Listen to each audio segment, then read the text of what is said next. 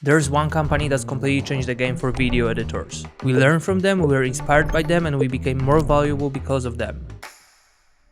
Apple is no longer just a tech company. It's become an integral part of one of the fastest growing economies in the world. And editors have been incorporating Apple's UI style into clients' projects, and let me tell you, it works. So if you're a video editor who wants to learn in-depth techniques to get ahead of the competition, then this video is for you. I'm gonna show you how to make a clean UI animation that feels premium. All set. Let's go. Fumble a bag, now I when I fumble a bag. Fumble a bag, now I when I fumble a bag. Act like you know how this goes. This is literally the most comprehensive tutorial I've put together, and others will keep this stuff behind the paywall. I don't have to because I'm not selling courses, I'm selling editing assets. So if you want to speed up your workflow, I just brought back 3-in-1 bundle to kick off 2026. So I'm taking it down, so it's the best moment to get it, link is in the description. Enough of the promo, now I would recommend to recreate this animation with me because the best way to practice is to do it yourself. All the necessary assets for this tutorial are in the description below, and that being said, we're gonna get straight into Adobe After Effects. Alright, it's been a while, but let me just show you the comp settings. To have a smoother playback, we're gonna be working with Full HD, which is 1920 by 1080. You can also set the frame rate to 30 frames per second, and let's hit OK. So let's start off with the text. We're gonna grab the type tool and I'm gonna type in find travel destinations. So this is gonna be our example because we need separate words. So I'm gonna put it above, then I'm gonna duplicate, put it lower, and then we're gonna change the text to find. Now we can put it right below our word over here. And before we proceed to another word, make sure to grab that tool, and then we're gonna hold Control and we're gonna attach it to the left upper corner. So now you need to head over to the comment section and grab the expression I left for you. Once you copied the expression, make sure to open Scale, and we're gonna alt click the stopwatch. Here we got the expression window, so we can paste it here. And now we can set our keyframe. So I'm gonna hit the stopwatch, move the keyframe 3 frames forward, so it should be over here. Then we're gonna go back and change the scale to 0. So you should have something like that, and then we're gonna proceed to creating another word. So I'm gonna duplicate this, then I'm gonna move it over here, and I'm gonna change the name to travel. You can get it closer to see properly. And then again, grab the anchor point tool and make sure to place the anchor point to the left upper corner. Then I'm gonna duplicate the word one more time, and let's change the name to destinations. And subsequently, we're gonna do the same thing. Alright, now we can get rid of our upper text, so I'm gonna delete it, and you should have something like that. But now we need to offset the layers in order to have it go one by one. So let's do it like that. Probably 3 frames apart should be good enough. Once we got this, we need to create a search bar. So what I'm gonna do is head over here to the round rectangle tool, and I'm gonna create a shape around our text. Let's recenter. We can drop this layer below our text layers, and we're gonna rename to bar. Now we're gonna need to change the colors for the bar, so I'm gonna head over here, and first I'm gonna turn on the stroke. I'm gonna change the stroke width to 6.5. And then as for the fill color, I'm gonna paste that hex code, so you can copy it. Let's hit OK. It seems pretty good, but I'm just gonna adjust the properties for the size. So I'm gonna uncheck constraint proportions, and here we're gonna bump it up a bit, increase the height, and probably changing the width would be a good idea. Also, you can bump up the roundness to fully round it up. So once we adjusted the properties, we also need to keyframe size. So I'm gonna click on the stopwatch, and our property popped up over here, and we need to paste the exact same expression. So you can head over here to the scale, open it up, grab the expression again, and we're gonna paste it over here. So alt click the stopwatch and paste in the expression window. We're gonna be using a lot of expressions today, trust me. Now we need to expand our rectangle in the very beginning, so for this we're gonna grab this keyframe and put it somewhere here, and I'm just gonna squeeze it in a bit. Seems pretty good, let's squeeze it in a bit more. Alright, now what we're gonna need is a null object for our text layers. So for this I'm gonna right click, go to new, null object, and I'm gonna rename to text controller. Now select all the words and parent it to our text controller. That way we're gonna be able to move everything with that layer. Also over here to the position, we're gonna alt click the stopwatch and we're gonna paste the same expression. The reason we got the text controller over here is because we wanna move all the text to the left to make a little bit of space for our magnifying glass. Together with that, we're also gonna expand our bar to make room. So I think we're gonna start the movement right before 1 second mark. So I'm gonna create a keyframe for position, move forward a little bit, and we're gonna drag X towards the left. Not a lot, just a little. Then we're gonna create a keyframe for our size. We're gonna align that keyframe with the first keyframe over here, with that, and then we're gonna expand our bar. Alright, so we should have something like that, and now we have a little bit of space for our magnifying glass. It's gonna be custom made, so all you need to do is just head over here and we're gonna grab the ellipse tool, and with nothing selected, we're gonna create a shape, a little circle. Then make sure to turn off the fill, and we're gonna go closer. I'm gonna grab the pen tool this time, and with this layer selected, I'm gonna create a line. Just like that. You can adjust it a bit, and then we're gonna take the whole layer and drag it over here. I would just probably make this line a bit shorter. I think this is gonna be better. Also, as for the line, if you wanna make it nice and rounded, you can head over here to the shape 1 and click over here to round the cap. Before and after. I'm just gonna rename it real quick. Let's hit U for everything, and we can add some keyframes to our magnifying glass. So whenever we got that movement for our bar when it's expanding, we're gonna add position and also rotation. We can also open up our keyframes for reference. And now we're gonna have these keyframes over here, and then we're gonna grab it lower, and we're gonna adjust rotation. Alright, so we're gonna have something like that, which is looking extremely awkward, but we're also gonna add the expression. So grab it again and paste it in both properties. Since the movement for the magnifying glass is pretty intense, we can actually trim the layer over here, and we don't really need any opacity keyframes. Also, right when we introduce our magnifying glass, we need to add the pressing movement. So in order to do so, we're gonna keyframe scale. So I'm gonna hit S, create a keyframe, move forward, then scale it down, move forward again, and we can actually grab that first keyframe over here and paste it behind. It's very fast and barely noticeable, so we're gonna expand the keyframes, and again we're gonna paste the expression. Right, this should be good enough. We can just offset it by a couple of frames.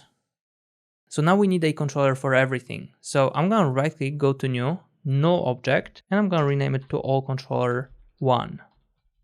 So now what you wanna do is parent everything apart from our texts, which are already parented. So I'm gonna select these 3 layers, and I'm gonna use the pick whip. So now with this, we're gonna be able to control it, and we can actually create a zoom out effect. So I'm gonna create a keyframe for scale, move it somewhere to the beginning. We kind of want to add that movement whenever the magnifying glass pops up. So I'm just gonna decrease the value, and we're gonna have something like that, which needs to be fixed with the graph. So I'm gonna select both keyframes, hit F9. This is gonna ease the keyframes, and I'm gonna move over to the graph editor. Here you wanna create a nice peak in the middle.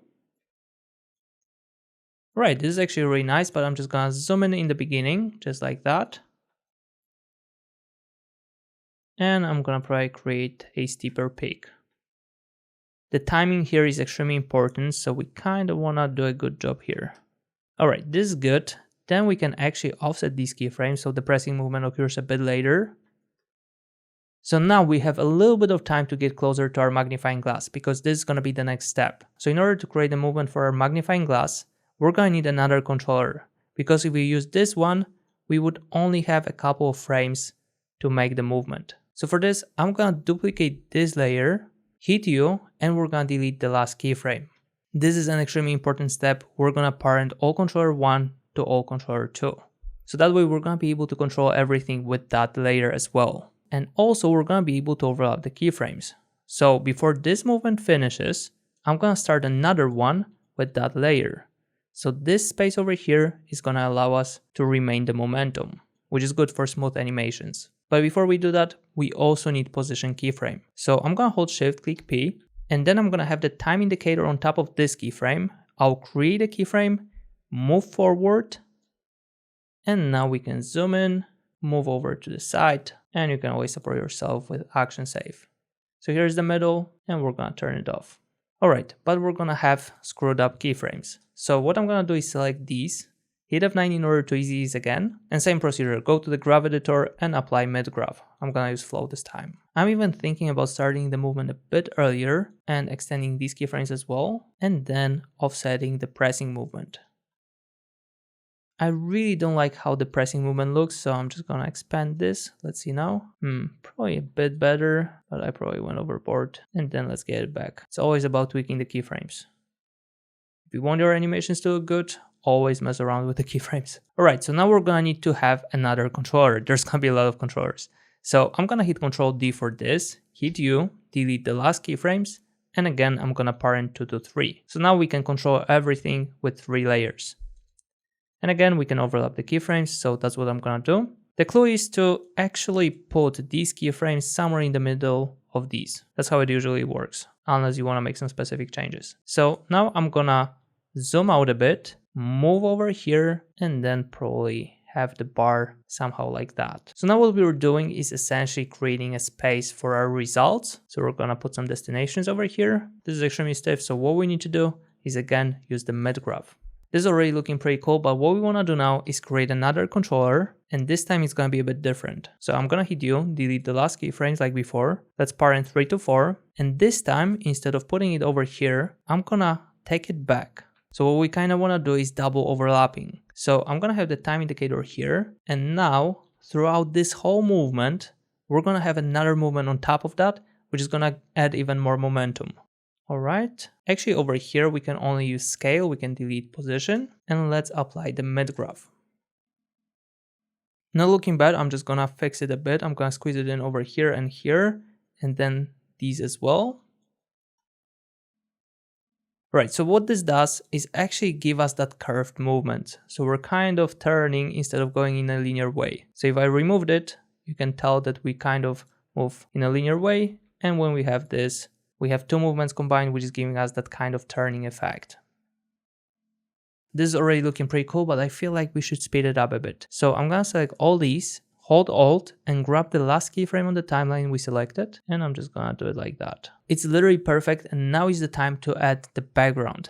Whenever you're changing the color, it always gives a little bit of extra touch to the scene. So what I'm gonna do is close it down, then right click over here, go to New, Solid, and what you wanna do is rename it to BG, and we're gonna pick that particular color. So it's not fully white, it's something like that. Let's hit OK. OK again. We're gonna drop it below everything, and we wanna introduce that layer right at the moment whenever we got that zoom out effect. So around the time whenever the magnifying glass pops up. So let's go ahead and hit Alt-Shift-T in order to add opacity keyframe. I'm gonna move back and change opacity to 0. All right, this is looking extremely interesting already, but the thing is that it's blending in with the background too much. So what we're gonna do is head over to the bar. I'm gonna add drop shadow effect, and we just need a little separation. So as you can notice, this doesn't look that minimalistic, more cartoonish I would say. So what we're gonna do is head over to the drop shadow properties, settings, and then we're gonna change opacity to 20%, and we're gonna change the distance to 0. Now if you bump up the softness to around 150, this is gonna give you a very nice touch that gives a little bit of separation. So let me just show it to you how it looked before and after. So Subtle Shadows is a very much Apple vibe, so I think it's a good for this animation. Alright, since we got this, we also need our result. So now on the left side, we're gonna have the pictures with the landscapes of the city, and on the right, we're gonna have the text, which is the name of the city. So what I'm gonna do is grab the round rectangle tool, and we're just gonna create a shape like that. Here you have the properties of the rectangle, and we also need to rename it. So this is gonna be called Rectangle Cover 1. The reason I call it cover is because I want to use it as a track matte for our picture, so this is going to be disabled, but the picture is going to stay within that rectangle. So this is one thing we need to do with this, but also, as you can notice over here, it's not attached to our controllers. So make sure to have the time indicator right at the moment whenever the movement stops, which is here. Then we're going to place it below, and I'm going to attach it to all controller 1. So now if we move back, you can notice that it's all connected. Also, as for the color of the rectangle, use full white. Then it's gonna be nicely separated from the background. And to add even more separation, we can borrow the drop shadow from here. So I'm gonna copy, paste, and now it looks very nice. Right, I just wanna make sure it's aligned over here. So let's do it like that. I'm thinking about having it a bit higher. So this needs to be introduced whenever we're pressing the magnifying glass and we have the zoom out effect. So the press occurs here, and then we're gonna trim the layer to this position. Let me just show you the full window. And I'm gonna create a keyframe for position. Now put it around 3 frames forward, and we're gonna drag it to the left, just like that. Now you've probably guessed it, we need to head over to our expression. Anywhere you have it, I'm gonna copy, Alt-click the stopwatch, and paste it here. So this is gonna give us that nice bounce. But I feel like it's a bit too early, so I'm gonna offset it. Honestly, this seems really good, but now what we need to do is have 2 more of these. So now I'm gonna hit Ctrl D for that layer, twice actually. And now I'm gonna go to number 2, I'm gonna hit P. I will have the time indicator on one of the keyframes. I will select both and I will drag it lower. Alright, somehow like that. Then we need to do the same thing for the number 3, so I'm gonna hit P, select, and drag it on the 3rd position. Right, let's see if we can squeeze it in. Yeah, it seems pretty good. just slightly uneven. So what I'm gonna do is select this and have it higher. I honestly think it's good enough. Now what we need to do is the same thing as with the text. I'm gonna offset it. So let's have it like maybe 2 frames apart. Probably a good idea would be moving back a bit. So I'm gonna go to our alt controller 4 and let's take scale and move like that. Also in this instance, we can actually add position keyframes, and then I'm gonna drag it lower just to have it in the middle. Now I'm gonna actually take the graph from here, which is this one. All right, this is the mid graph, so we can just apply it. All right, real nice. All right, so we got the cover set up. Now we need to introduce the pictures. So I'm gonna grab our New York. Let's put it right above cover 1. And now we need to head over to mode, and here we're gonna use the track matte. So you can either pick it over here, or you can just use the pick whip and attach it to our cover 1.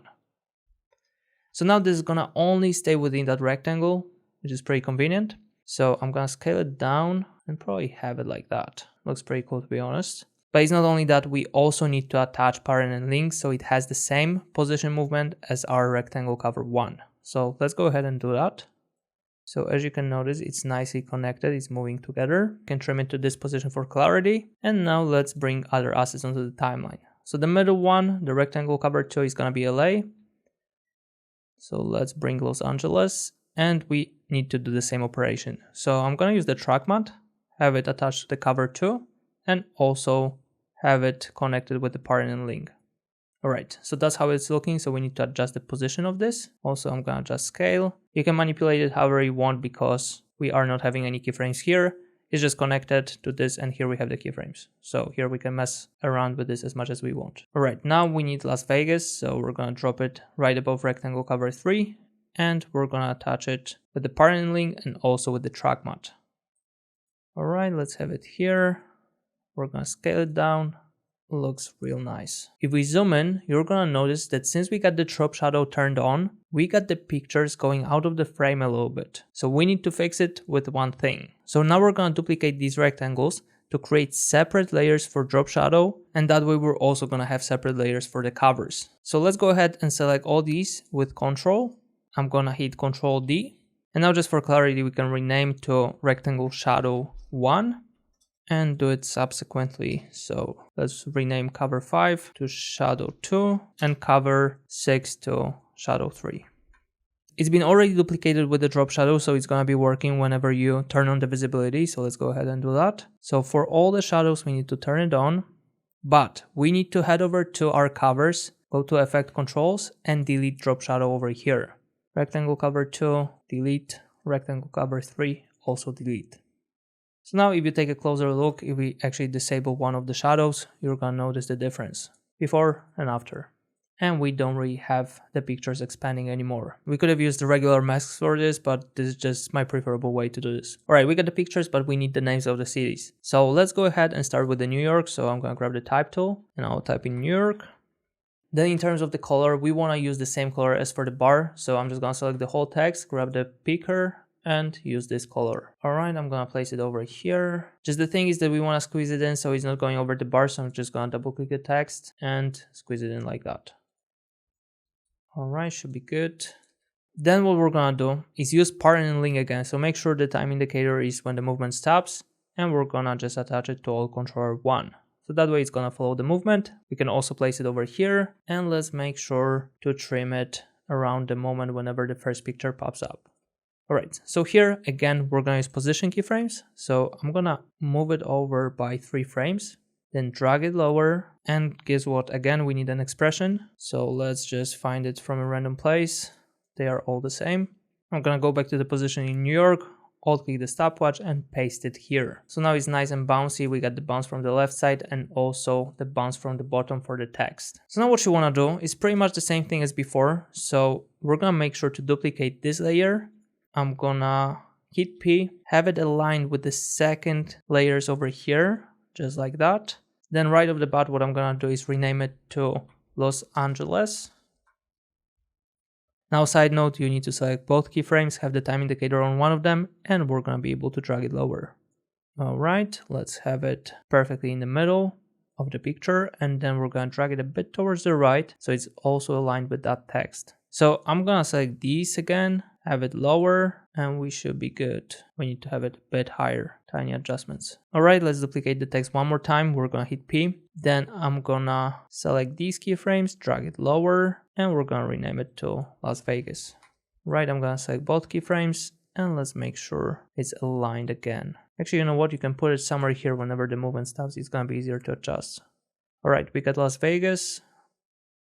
Then we're gonna make sure it's 2 frames apart from the previous layer. And let's see.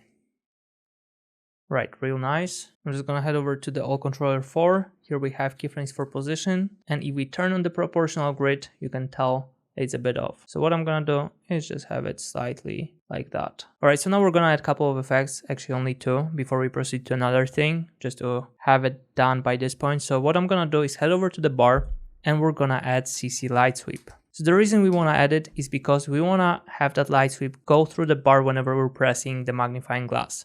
So make sure to set the direction to 0 degrees. Then we're gonna mess around with the values a bit. So let's bump it up. Also, we're gonna change width, right, nice and smooth. And then we wanna have it right behind our bar, and we're gonna introduce it whenever we're pressing. So let's have a keyframe for the center. Move over here. We can hit U to see the keyframe, and we're gonna have it travel like that. Now we're gonna need to mess around with the timing. Alright, already starts to look really nice. Kind of amplifies that pressing movement.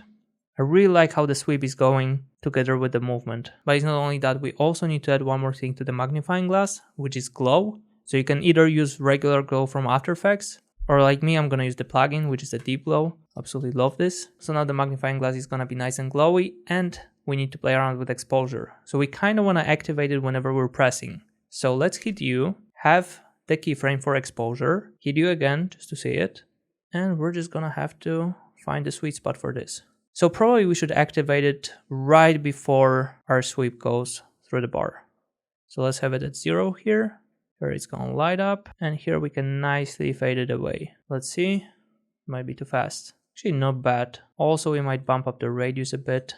Whenever you add a clicking sound effect over here, it's just gonna be so much better. So now we're gonna create another controller for the zoom in effect. So I'm gonna duplicate this, hit U, again delete the last keyframes, parent 4 to 5. I'm gonna delete position, wait up, maybe let's leave it for now. So let's get closer. Yeah, and we're gonna actually use position. I'm gonna have Los Angeles right in the middle, just like that. So once you have this, open up All Controller 4 for reference. And we're just gonna have it go from here. Let's add the mid graph and let's see how it turned out. Yeah, pretty good. After a very fast movement, we kind of have a slower movement, which is a nice contrast. And at this very moment, we're gonna need to introduce a pointer that is gonna be clicking on our option with Los Angeles. This time we're going to Los Angeles, not New York, not Las Vegas. So what you wanna do is create another rectangle. So this rectangle is gonna be set like that. We can actually place it right above our background to see our Los Angeles. And now we're gonna actually adjust the corners a bit. Then we're gonna uncheck constraint proportions and let's squeeze it in. Probably even more, and then put it more towards the left. Yeah, I think I like it. Just adjust the height. Okay, this should be good enough. I'm gonna go to the fill color, make sure it's set to white, which is good. So we have a little bit of separation. Also, what we're gonna do is go to the bar. We're gonna borrow the drop shadow and we're gonna paste it over here. We can also rename the layer to selection. So this is gonna basically select our option with Los Angeles. So now this is gonna be tricky, so pay close attention because we're gonna be disconnecting some of the layers. So what you wanna do is head over to Los Angeles, hold Control, select Rectangle Shadow Tool, Rectangle Cover Tool, and then we're gonna disconnect them. So set parent link to none. Right now, we're gonna create another controller, which is gonna be set right below our all controllers. So let's go ahead and right click over here. I'm gonna go to new, no object, and we're gonna rename it to Los Angeles controller. And this is gonna control our selection. So now let's go ahead and select all the things we selected just a second before. So I'm gonna select Los Angeles. I'm gonna select shadow tool, cover tool, and this time also selection. So now if we take parent link and connect it here, and then take this layer and parent it to our all controller 1, we're gonna have it properly set up like before. So it's following the movement, but also we got separate controller just for this, so we can add another movement. So if I play around with scale, you're gonna notice that we can control this. Hopefully you got through this. This was the most complicated part of all, but yeah, we can go further. So now whenever the zoom in effect is occurring over here, we need to introduce our selection. So what I'm gonna do is probably trim this layer over here. Then I'm gonna hit Alt-Shift-T in order to create a keyframe for opacity. I'm gonna go to the beginning of the layer and I'm gonna change it to 0. So now this is gonna nicely pop up, but also we need to play around with scale for our Los Angeles controller. So now I'm gonna align the time indicator with this keyframe, create a keyframe for scale, and we're just gonna slightly bump it up. This should be good enough. So this nicely grows, but we can actually smooth it out with the mid graph. Let's see now. And now what you wanna introduce is a pointer. So we need to create a separate layer for this. So I'm gonna head over to the Start tool, and with nothing selected, I'm gonna create a shape in the middle. Let's recenter, and now with that shape you want to change the type to polygon. That way we got a nice triangle. I'm gonna bump up the outer radius so it's bigger, and then we can actually head over here to the settings. I'm gonna open up Polystar 1, and in the Polystar Path 1 you want to right click, go to Convert to Bezier Path, and now we can manipulate it with our pen tool. So if I zoom in, I can click over here and I can drag it upwards. You can do it while holding shift, it's gonna be easier. And then with selection tool selected, I'm gonna select these points, hit Ctrl T or just double click, and I'm gonna squeeze it in. Alright, so this is a nice pointer, but it's very pointy. So we're gonna add round corners, and this is just gonna make it nice and smooth. Let's rename the layer to pointer. Also, we're gonna introduce stroke, and we're gonna leave the white color for the stroke, but we wanna change the color for the inside, which is the fill. So instead of just going in here, we're just gonna grab the picker and I'm gonna borrow the color from the text. Now as for the stroke width, we're gonna change it to 3 and we got a nice pointer. I'm gonna probably just go to the corners, round corners, and I'm gonna make it like that. Also, let me just squeeze it in a bit more. Alright, should be good. I'm gonna scale it down a bit, and this pointer needs to have a good timing with our selection. So we're gonna probably take this pointer, have it somewhere here, maybe rotate it a bit, and then we're gonna introduce it from the bottom. So what I'm gonna do is hit Alt-Shift-P in order to create a keyframe for position. Then I'm gonna drag the time indicator backwards. We're gonna have it over here, and also we're gonna add another keyframe for rotation. Now I'm gonna drag this keyframe here, and we're gonna probably decrease the value, and let's see how it looks. Alright, this might be good. Now we have the time indicator over here, and we're also gonna need to attach the pointer to all controller 1. So let's grab the pick whip and attach it here. So now this is gonna follow the movement of the camera of the null objects. Also we can have it lower, so it's below. And now as for these keyframes, we wanna nicely smooth it out with the mid graph, and we should be good. Alright, and also as you can notice, it's visible over here, so we want to trim it to this position, and we got it a bit too late because the selection occurs earlier. Let me just see the whole thing for a second. Alright, so the selection needs to occur a bit later. So we're gonna take the scale for Los Angeles controller. Also, we're gonna take the opacity over here, and we're gonna have it at this very moment whenever the pointer is hovering over Los Angeles. Alright, pretty good. Alright, we're gonna extend it over here. Maybe also have the pointer lower so it's not visible. So now whenever we're hovering over this, we also need to introduce the clicking movement. So what I'm gonna do is add keyframe for scale to our pointer. Then I'm gonna move forward. I'm gonna scale it down as for the press. Move forward, copy the first keyframe and paste it here. So let's just offset it a bit. I think it's a bit too late because we're already stopping with the movement at this point.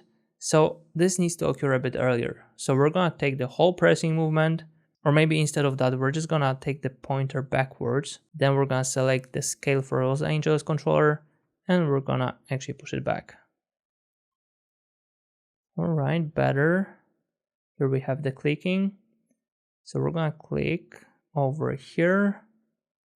And at this very moment, we're gonna create another duplicate of our Los Angeles controller. So what I'm gonna do is hit Ctrl D for this, and again the same procedure as with all controllers. So let's hit U, delete the last keyframe, parent 1 to 2, actually we can rename it for clarity. And then what I'm gonna do is have it somewhere here, and we're gonna go back with this as if we clicked. Let's add mid-graph and let's see. Alright, not bad. Also, you know what? A good idea would be adding an expression over here. So now I'm gonna alt click the stopwatch for scale, paste the expression again, and we can remove the graph.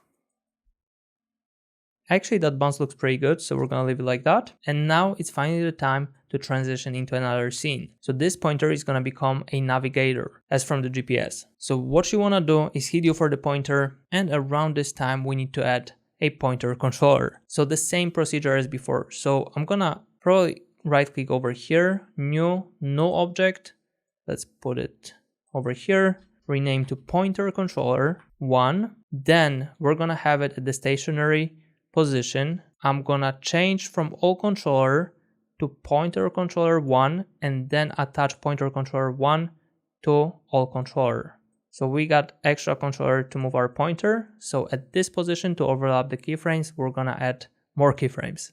Once we got this nicely set up with the pointer controller, we need to create keyframes for position and rotation. So let's do it like that.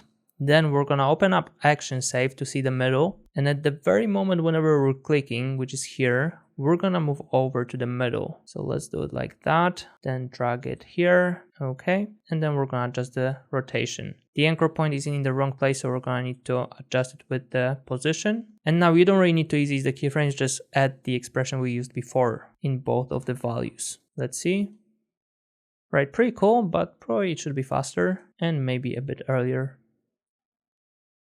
Alright, it's all about adjustments. Alright, so this is gonna be our navigator and we're pretty much set up to introduce another scene with the new background. So now right below the pointer, we need to add the solid. So let's go to new, solid. We're gonna change the hex code to this. Let's hit OK. I'm gonna rename to BG.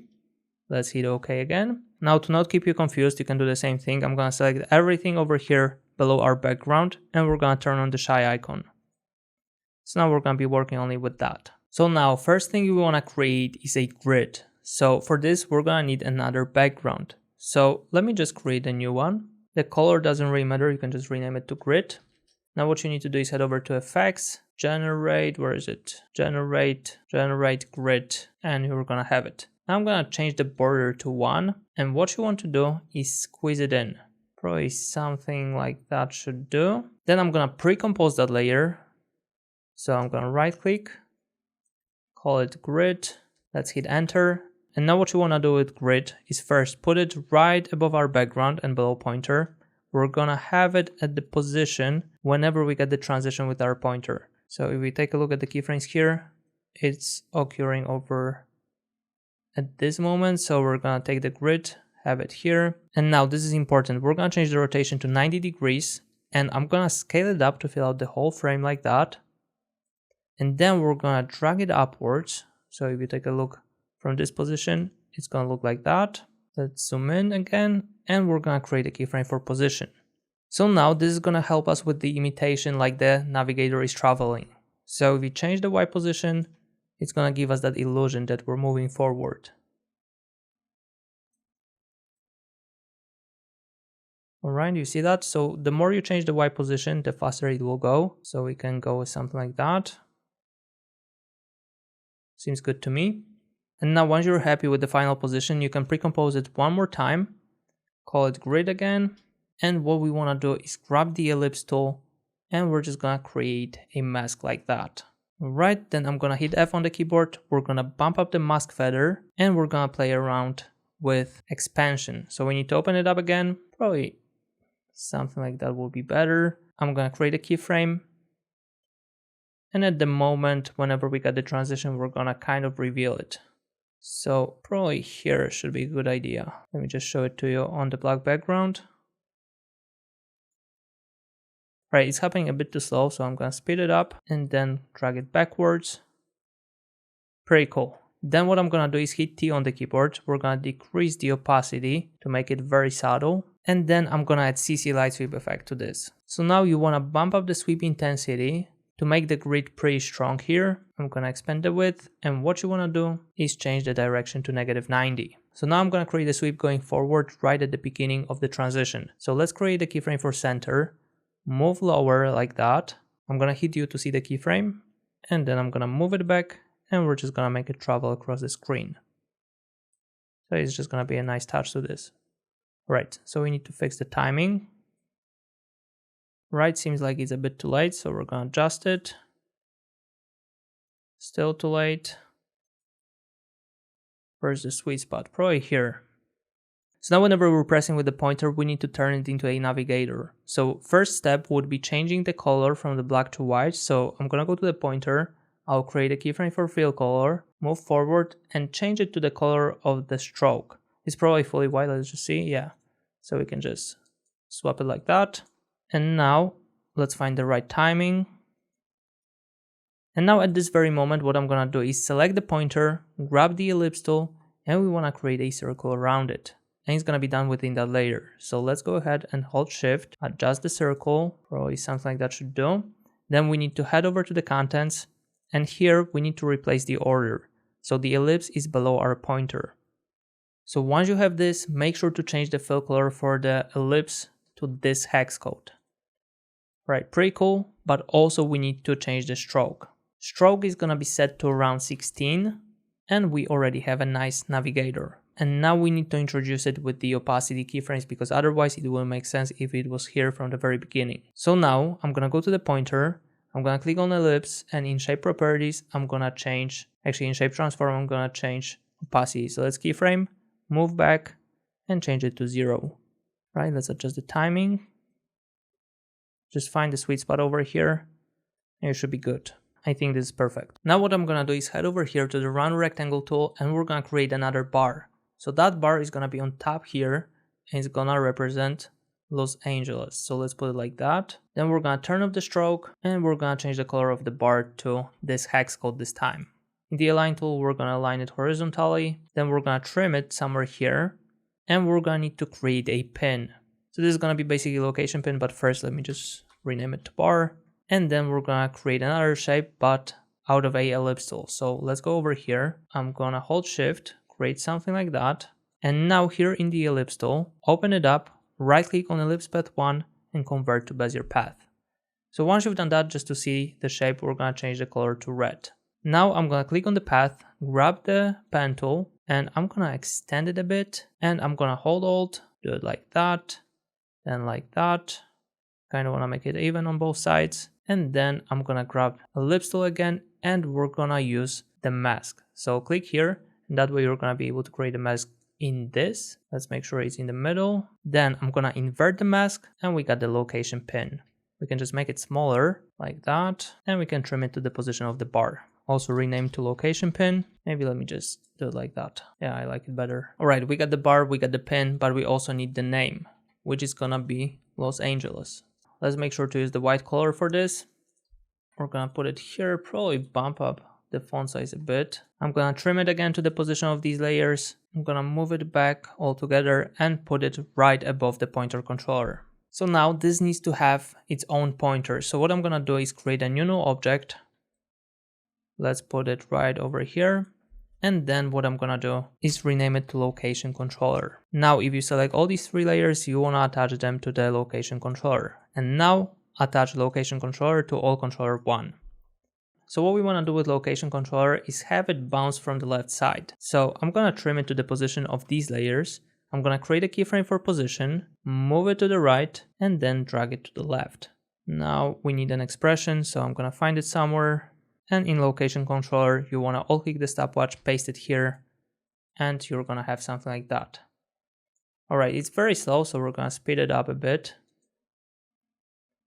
It's really nice, but the problem is that we don't really wanna see the location on top of the white background on top of that scene. So what I'm gonna do is select all these 3 layers, go to modes, and we're gonna change the track matte to BG. So now it's disappeared from here, and we also need to bring back our background because it's gotten automatically turned off.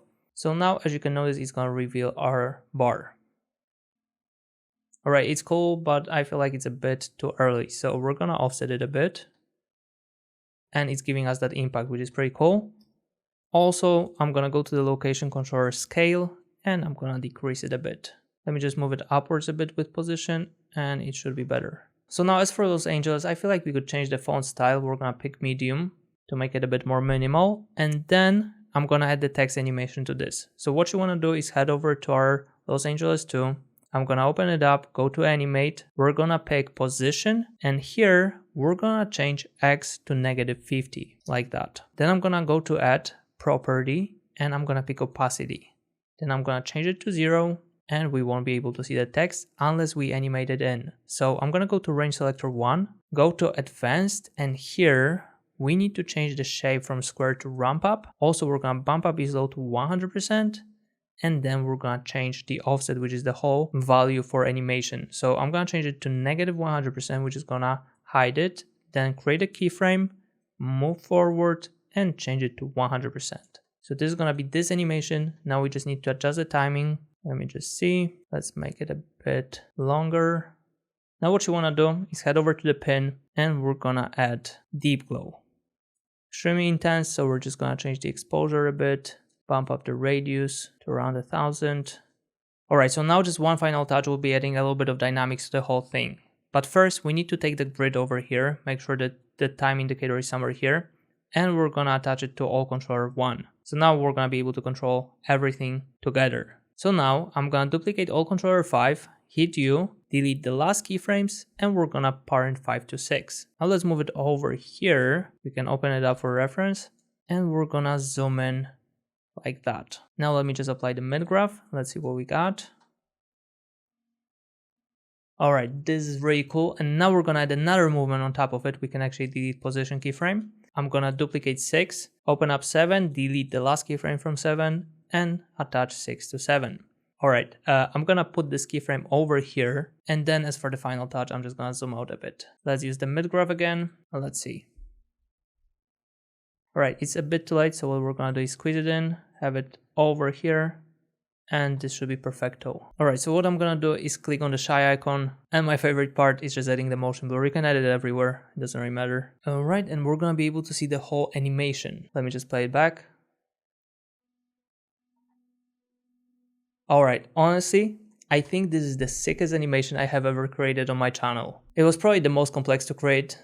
Actually, it wasn't even complex, but just the amount of keyframes is very overwhelming. So for impatient people, it was probably too much, but generally speaking, this is fire. Let me just show you when I was preparing for this animation what I've created. So here you have the first version, which I think is a little bit better because it's slower. Yeah, this one might be better simply because the keyframes were spread out a bit more. But overall, like, this animation is pretty much the same. It's very popular right now to create UI animations. I feel like a lot of people are getting editing clients simply because they can pull off these crazy UI animations. A lot of people need intros for their companies, and this is literally where you come in with that beautiful style. Alright, I think we're gonna wrap it up here. An amazing animation. Hopefully you enjoyed the tutorial. If you went through this and you recreated this animation, congrats for real, because it wasn't easy. That being said, without dragging it out any longer, I will see you in the next one. Cheers, guys.